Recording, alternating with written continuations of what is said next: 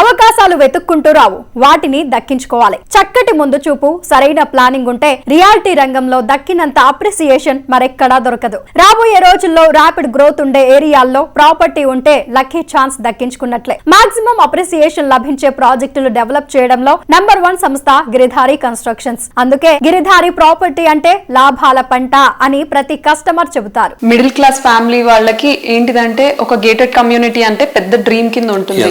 So మీరు అలాంటి వాళ్ళకి ఏం చేస్తున్నారు? ప్లాన్ చేస్తా ఉన్నాం. హైదరాబాద్ కంటే లాంగ్ అవుతున్నా కాబట్టి మనకి ఎప్పుడైతే ఇన్ఫ్రాస్ట్రక్చర్ డెవలప్ అయిపోతుందో, వన్స్ RRR అయిపోయిన తర్వాత ఎప్పుడైతే ఇన్ఫ్రాస్ట్రక్చర్ డెవలప్ అవుతుందో ట్రాన్స్పోర్టేషన్ ఈజీ అయిపోతే మనం ఆ ఏరియాలో వాళ్ళ బడ్జెట్ కి సంబంధించినది చేసుకోవచ్చు. హైదరాబాద్ లో ఆల్మోస్ట్ వెరీ కాస్ట్లీ అయిపోయినాయి. ఎక్కడ చూసినా 40 crores 50 crores 100 crores అనేది నడుస్తా ఉన్నాయి. కాబట్టి ఇక్కడ అఫోర్డ్ చేయలేరు వాళ్ళు. కాబట్టి సిటీకి ఒక 50-60 kilometers రేంజ్ లో వెళ్ళిపోతే డెఫినెట్ గా వాళ్ళకు బడ్జెట్ లెవెల్లో అది మేము ప్లాన్ చేస్తా ఉన్నాం. అది కూడా